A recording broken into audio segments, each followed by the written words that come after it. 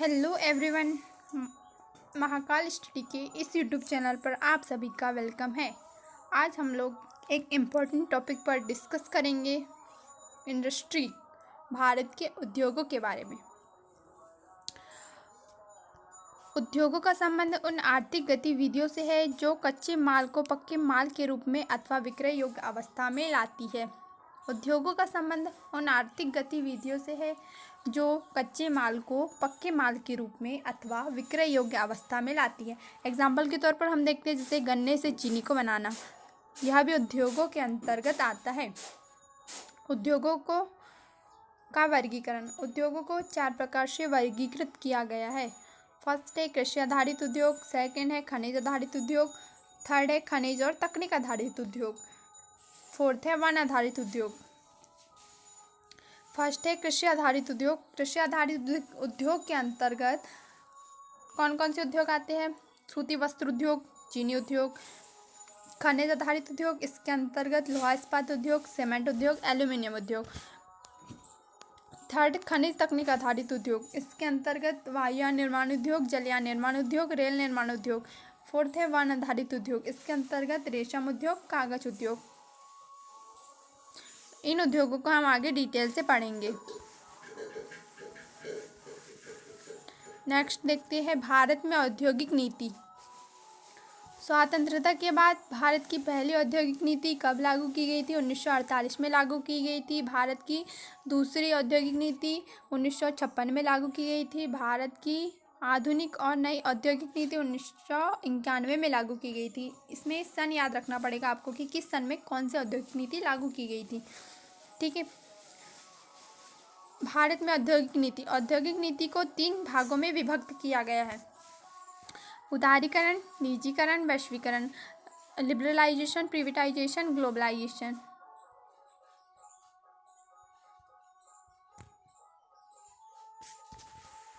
Next देखते हैं लोहा इस्पात उद्योग, आयरन स्टील इंडस्ट्री। स्वतंत्रता के पश्चात स्थापित लोहा इस्पात कारखाना। इसमें लोहा इस्पात उद्योग में दूसरी पंचवर्षीय योजना के अंतर्गत कौन कौन से कारखाने स्थापित हुए ये बताना है अपने को, ये पढ़ना है। और तीसरी पंचवर्षीय योजना के अंतर्गत कौन कौन से कारखाने स्थापित हुए हैं? दूसरी पंचवर्षीय योजना के अंतर्गत 3 कारखाने स्थापित हुए हैं। भिलाई लोहा इस्पात उद्योग जो कि 1955 में भारत के छत्तीसगढ़ में स्थापित हुआ है। किसकी सहायता से? सोवियत संघ रूस की सहायता से। दूसरा है, सेकंड है दुर्गापुर लोहा इस्पात उद्योग। इसकी स्थापना 1956 में पश्चिम बंगाल में की गई थी। किसकी सहायता से की गई थी? ग्रेट ब्रिटेन की सहायता से की गई थी। थर्ड राउरकेला लोहा इस्पात उद्योग। इसकी स्थापना 1960 में ओडिशा में की गई थी। किसकी सहायता से? जर्मनी के सहयोग से की गई थी। तीसरी पंचवर्षीय योजना के अंतर्गत कौन से कारखाना स्थापित किए गए ये देखते हैं। Bokaro steel plant. इसकी स्थापना 1964 में झारखंड में की गई थी। किसकी सहायता से की गई थी? सोवियत संघ रूस की सहायता से की गई थी। और कुछ और कारखाने स्थापित किए गए थे, ये देखते हैं अपन लोग। सलेम स्टील प्लांट जो कि कहाँ है? तमिलनाडु में है। विशाखापट्टनम स्टील प्लांट जो कि आंध्र प्रदेश में है। भारत का पहला तटवर्ती इस्पात कारखाना विशाखापट्टनम में लगाया गया था। ये पॉइंट याद रखना। भारत का पहला तटवर्ती इस्पात कारखाना लोहा इस्पात कारखाना विशाखापट्टनम में लगाया गया था। नेक्स्ट उद्योग देखते हैं लोहा इस्पात उद्योग, आयरन स्टील इंडस्ट्री। लोहा इस्पात उद्योग के बारे में थोड़ा डिटेल से पढ़ते हैं। किस समय कौन सा कारखाना स्थापित किया गया था? भारत में देश का पहला लोह इस्पात उद्योग कारखाना 1864 में ईस्वी में बराकर नदी के किनारे कुल्टी जो कि पश्चिम बंगाल में स्थापित किया गया था। कुल्टी कहाँ है? पश्चिम बंगाल में है। में स्थापित किया गया था। बाद में फंड के अभाव में यह कंपनी बंद हो गई थी और बराकर सरकार और बंगाल सरकार ने इसका अधिग्रहण कर लिया। इसके बाद इसका नाम बदलकर बराकर आयरन वर्क्स कर दिया गया। किसका ये एग्जाम में ये पूछा जाता है कि ऐसा क्वेश्चन आएगा, लौह इस्पात उद्योग का नाम बदलकर क्या कर दिया गया था, तो आपको याद रखना पड़ेगा बराकर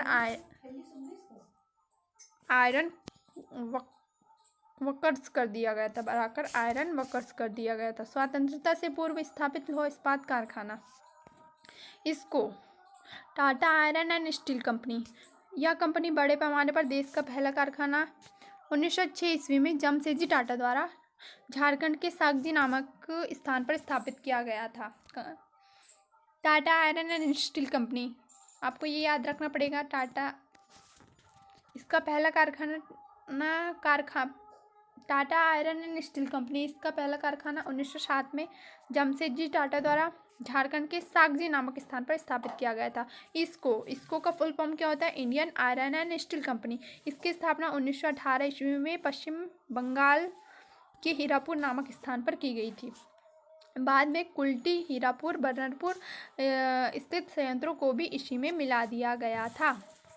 आपको ये सन याद रखना पड़ेगा कि किस सन में कौन सा कारखाना स्थापित किया गया था, ये एग्ज़ाम में पूछा जाता है। नेक्स्ट, एल्यूमिनियम उद्योग, एल्यूमिनियम इंडस्ट्री के बारे में देखते हैं।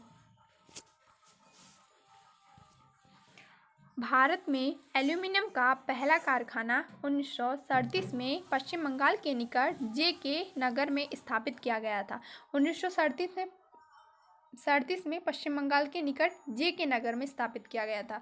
भारत की प्रमुख एल्यूमिनियम कंपनी बाल्को का फुल फॉर्म क्या होता है? भारत एल्यूमिनियम कंपनी लिमिटेड, जो कि कहाँ है? कोबरा MP एवं कोयना MH में है। किसकी सहायता से की गई थी? सोवियत संघ, रूस की सहायता से की गई थी। हिंडाल्को का फुल फॉर्म क्या होता है? Hindustan aluminium corporation.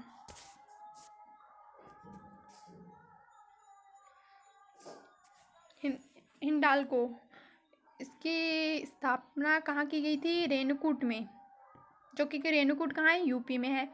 किसके सहयोग से की गई थी? USA के सहयोग से की गई थी। NALCO, national aluminium company limited, जो कि कहाँ है? दामनजोड़ी, उड़ीसा में है। ये स्थापना किसके सहयोग से की गई थी? फ्रांस के सहयोग से की गई थी। नेक्स्ट उद्योग देखते हैं, जूट उद्योग, जूट इंडस्ट्री, सोने का रेशा गोल्डन फाइबर के नाम से मशहूर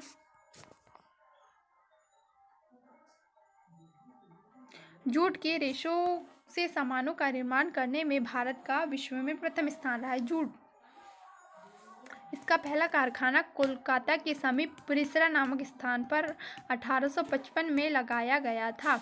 इसका पहला कारखाना कोलकाता के समीप परिसरा नामक स्थान पर लगाया गया था। किस सन में? 1955 में। आपको इस सन याद रखना पड़ेगा कि किस सन में कौन सा कारखाना कहाँ लगाया गया था, ये याद रखना पड़ेगा आपको। पहला पटसन उद्योग कोलकाता के निकट रिश्रा में 1855 में लगाया गया था। 1947 में देश के विभाजन के पश्चात पटसन मिले तो भारत में रह गई, लेकिन 3/4 जूट उत्पादक क्षेत्र पूर्वी पाकिस्तान अर्थात बांग्लादेश चले गए। अंतर्राष्ट्रीय जूट संगठन का मुख्यालय कहाँ है? ढाका में है। नेक्स्ट उद्योग देखते हैं। आप लोग प्लीज़ चैनल को सब्सक्राइब एंड शेयर कर दिया करो, लाइक शेयर एंड सब्सक्राइब कर दिया करो प्लीज़। नेक्स्ट उद्योग देखते हैं, सूती वस्त्र उद्योग, कॉटन टेक्सटाइल इंडस्ट्री।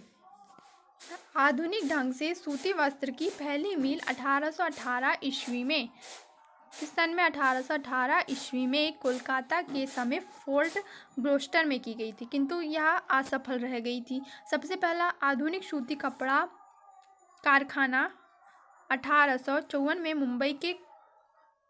मुंबई में कवासी डावर द्वारा खोला गया था। ये सबसे पहला सूती कपड़ा कारखाना 1854 में मुंबई में कावाजी डावर द्वारा खोला गया था।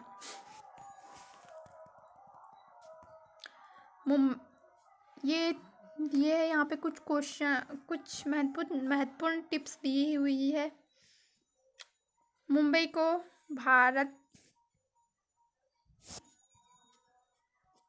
को भारत के सूती वस्त्रों की राजधानी के उपनाम से जाना जाता है। कानपुर को उत्तर भारत का मैनचेस्टर कहते हैं, ये आपको याद रखना पड़ेगा। कोयम्बटूर को दक्षिण भारत का मैनचेस्टर कहते हैं। अहमदाबाद को भारत का बोस्टन कहा जाता है। ठीक है, नेक्स्ट उद्योग देखते हैं। चीनी उद्योग। भारत में आधुनिक चीनी उद्योग की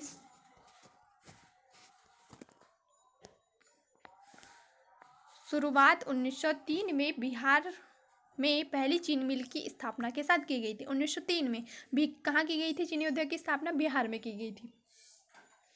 नेक्स्ट उद्योग देखते हैं, सीमेंट उद्योग। भारत में आधुनिक ढंग से सीमेंट बनाने का पहला कारखाना 1904 में मद्रास में लगाया गया था, जो कि क्या रहा? असफल रहा था। मद्रास के कारखाने के बाद 1912 से 1913 की अवधि में इंडियन सीमेंट कंपनी लिमिटेड द्वारा गुजरात के पोरबंदर नामक स्थान पर कारखाने की स्थापना की गई थी, जिसमें 1914 से उत्पादन क्या होता प्रारंभ हो गया था। कहाँ की गई थी सीमेंट उद्योग की स्थापना? गुजरात के पोरबंदर नामक स्थान पर कारखाने की स्थापना की गई थी। नेक्स्ट उद्योग, रासायनिक उर्वरक उद्योग, केमिकल फर्टिलाइजर इंडस्ट्री के बारे में देखते हैं।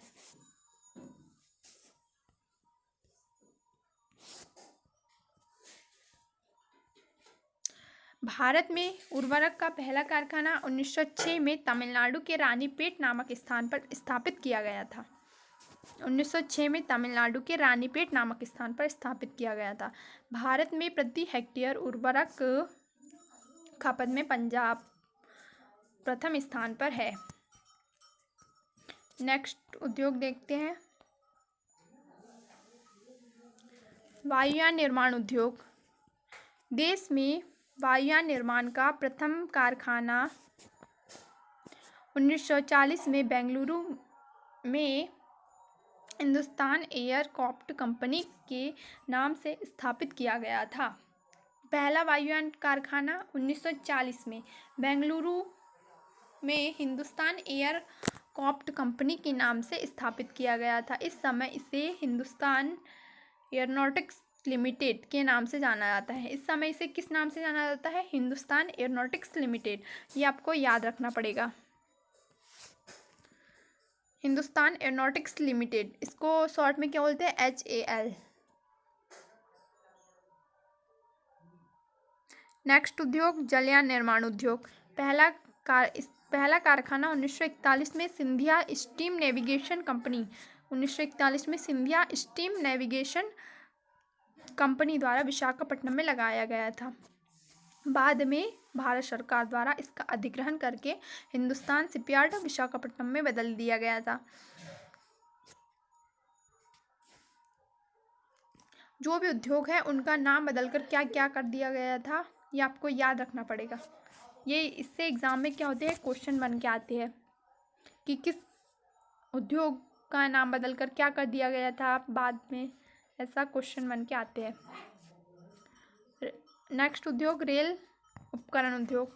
पहिए और एक्सेल, जो कि कहाँ है? बेंगलुरु में है। विद्युत इंजन चित्तरंजन में। इंटीग्रल कोच चेन्नई के पोरम्बूर में। डीजल इंजन वाराणसी में। Rail coach Kapurthala.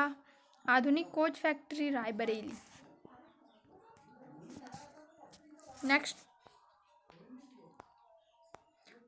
चमड़ा उद्योग, लेजर इंडस्ट्री के बारे में देखते हैं।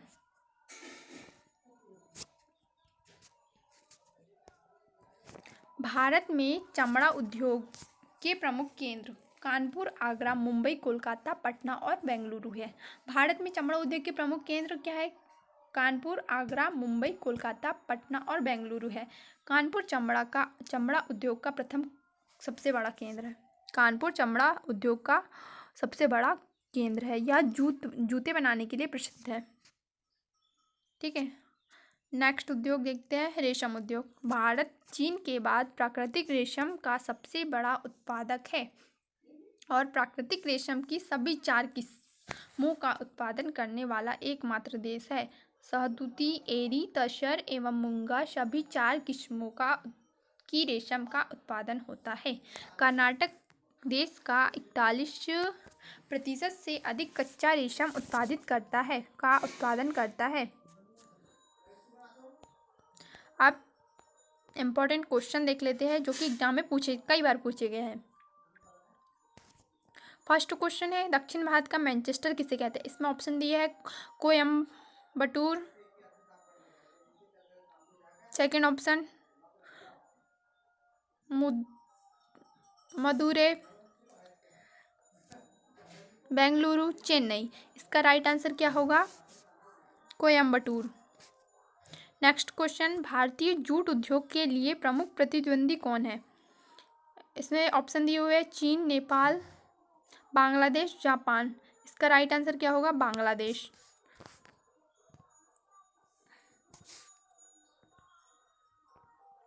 आप लोग प्लीज कमेंट बॉक्स में आंसर जरूर दे दिया कीजिए। नेक्स्ट क्वेश्चन देखते हैं,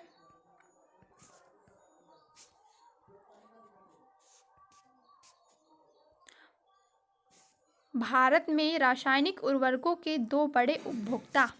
इसमें ऑप्शन दिए आंध्र प्रदेश एवं महाराष्ट्र, पंजाब एवं हरियाणा, पंजाब एवं उत्तर प्रदेश एवं आंध्र प्रदेश। इसका ऑप्शन बी राइट होगा, पंजाब एवं हरियाणा।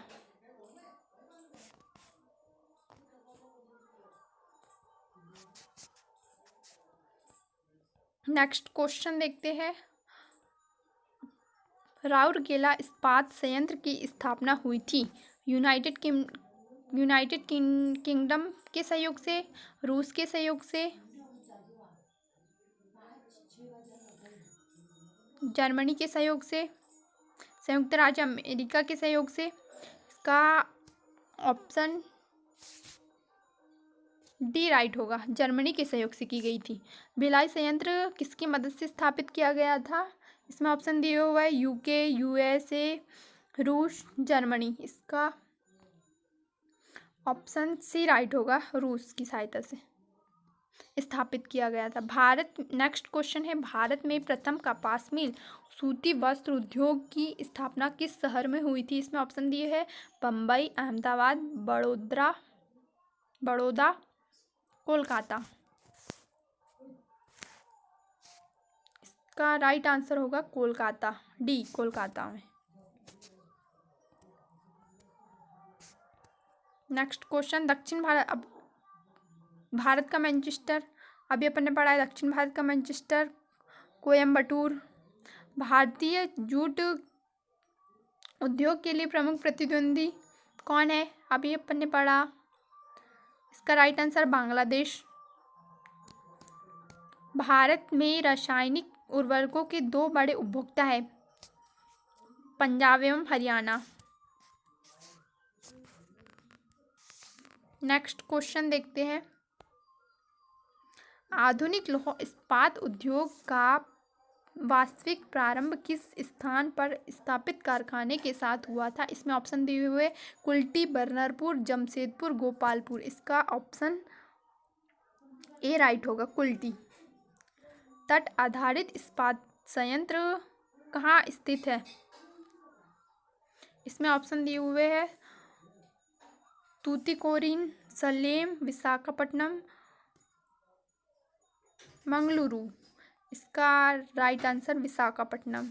दुर्गापुर लौह इस्पात संयंत्र किस देश के सहयोग से स्थापित किया गया था? इसमें ऑप्शन दिए हुए ब्रिटेन, जर्मनी, फ्रांस, रूस। इसका ऑप्शन ए राइट होगा, ब्रिटेन।